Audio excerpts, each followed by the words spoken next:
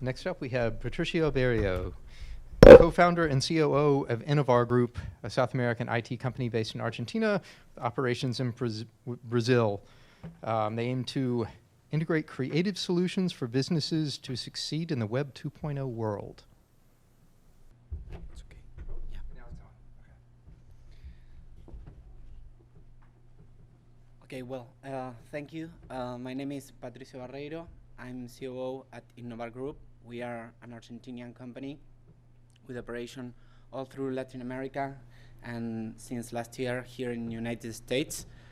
We like to talk about how health can improve the adoption trends in Latin America by mixing augmented reality and gamification. We are very pleased to be here. This is the first time a Latin America company comes to this event. And I'm not only representing my company, I'm representing the whole country and Latin America. So I'd like to start by saying that something that can be remembered by anyone who is here, especially people who is more than 30 years. When we were kids, we were very afraid of medicine, we were afraid of doctors. Doctors seem to be not polite, kids suffer. So this is our idea of how can these problems have a solution. So first of all, I'd like to talk about some health ratios in order to know the importance of Latin America in the commerce.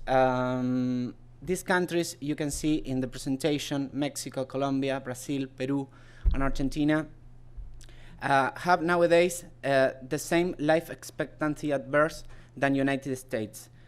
What am I saying when I say life expectancy at birth? It's an indicator calculated based on the numbers of years a newborn infant could live if prevailing the conditions of mortality at the moment of its birth stay the same during all his life. So what we can conclude that these countries have nowadays the same life expectancy at birth than United States, and those countries seem to represent the 70% of the population of the whole continent. This is some information about the health expenditure per capita. We can see that Brazil spends $1150 million, the rest of the world $900 million, and Latin America $7 million. And the important thing in this case is that almost the 50% of the expenditure comes from the public sector. So not only companies as well as governments are spending money and huge quantities of money in health. Now, this is another indicator which is very important because it's the GPD, the gross domestic product, which is the sum of the gross value added by all resident producers in the economy, plus any product taxes and minus any subsidies.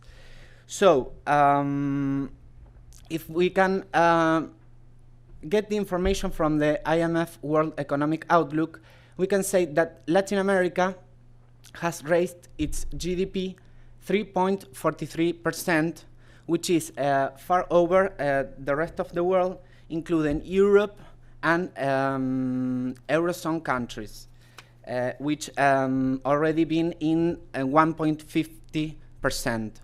And the prediction for the IMF is that Latin America will continue growing at this rate and will, in a few years, almost be on top of the rest of the world.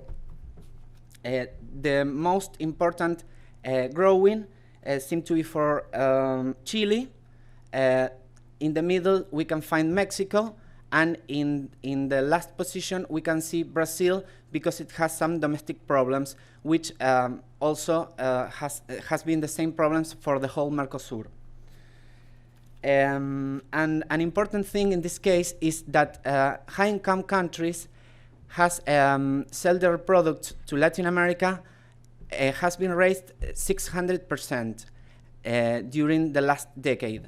And the sales from developing countries to high-income countries has raised almost 300%.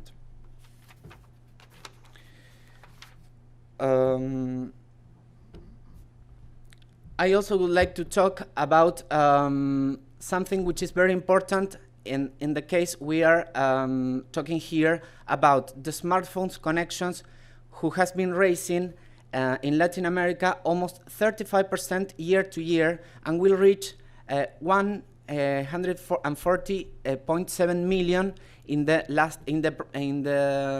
next 3 years.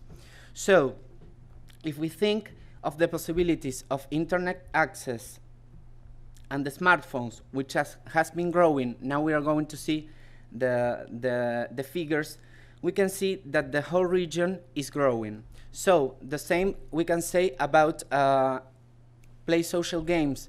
It has been raised 40% up to hit 238 million in 2014. And the market for Facebook has reached almost 80 million users in the Spanish market. Now, this is very important because it has to do with Argentina. Because in our country, the game app development is producing now $90 million during 2012. And the game app development, there are 300 companies in the whole Latin America, and the 23% belong to Argentina. So these indicators made us believe that internet access will continue growing, and smartphones and smart devices will continue be bought by the people who is now getting into the digital era. But we are in this augmented reality event, and you can see that the predictions for 2013, 14, and 15 talk about 7 and 32 millions of revenues. 30% of mobile subscribers will increase the number of nowadays. You can see that for 20 and 14, there will have to be 1.6 billion enabled earphones for AR. And augmented reality will reach $20 million currently than the $300 million which has been spent on these technologies. And in 2015, the revenues from augmented reality applications will reach $2.2 billion. So we can think, taking into consideration what I said before and all the predictions about augmented reality, that Latin America has an important part of the possibilities of growing the market of augmented reality. So now it's important to say that we have been researching about Gartner predictions, and we been working about gamification, augmented reality, and emerging trends as a whole possibility to work them together for the health market. So what do we talk when we say gamification? I don't know. There's anybody in the room who knows what gamification is? You know? Okay. Just for the rest who may not know what are we talking about, it is the use of game design, in this case, elements of non-game context. I mean, we are not supposed to use game strategies or game logics for health. So in this case, we are making some propositions how to use gamification to adopt the trends of augmented reality and many others to use it in this market. So Gartner predicts that by the year 2015, more than 50% of 2,000 transnational organizations will have their management processes gamified. This is very important, and there are many examples nowadays. For example, Quirky who is a crowdsourcing product innovation company, which uses game strategies to know which of their products or services seem to be more profitable. Another prediction led us to 2016 that gamification will be an essential element for brands and retailers to drive customer marketing and loyalty. And this is very important for health companies, especially for pharmacists, because they are now working and they have their issues with their marketing things because they don't know how to reach people.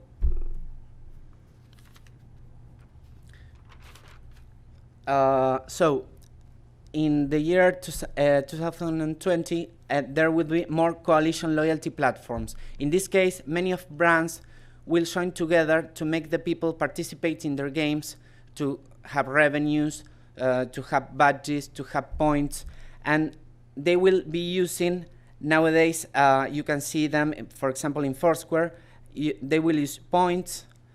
These points will become in virtual currency.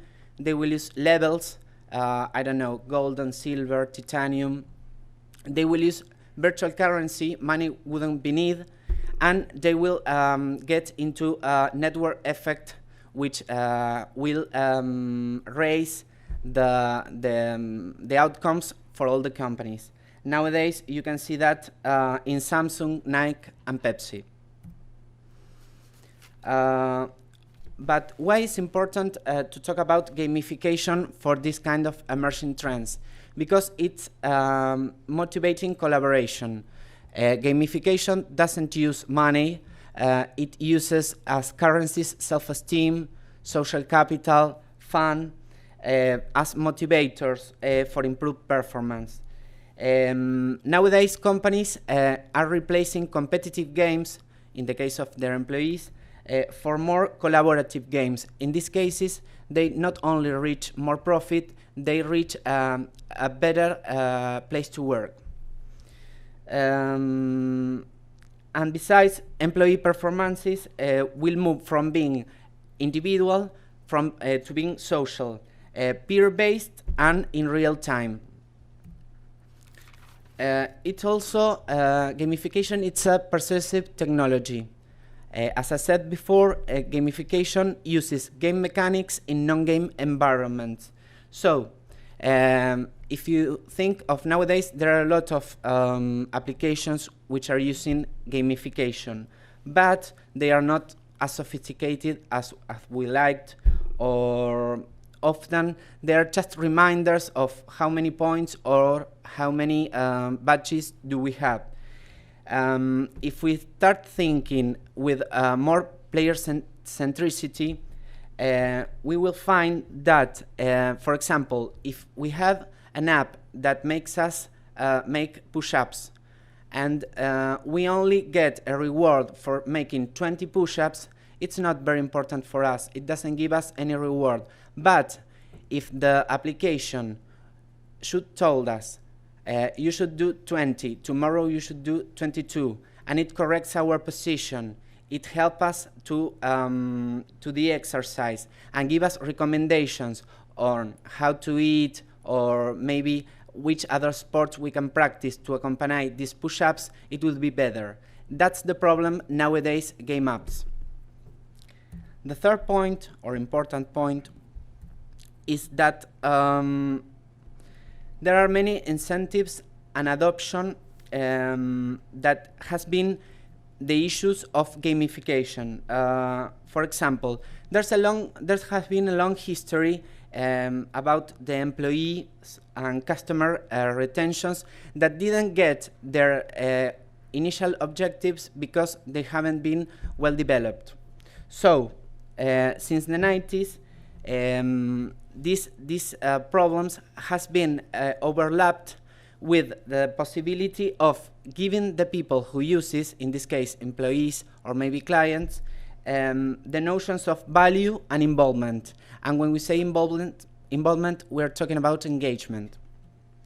So, the conclusion we can lead about these characteristics is that it's a very important tool for changing behavior, for developing skills in the case of companies, and also that it enables innovation in the cases of companies who want to get to a lower point.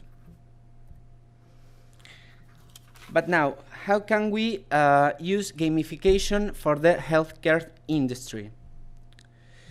In this case, organizations can benefit deeply their audiences, patients, and healthcare professionals by using and identifying which are the behaviors they want to change and which are the behaviors they want to reward. So, in this case, companies should take into consideration which are the motivation of the people to participate in the apps.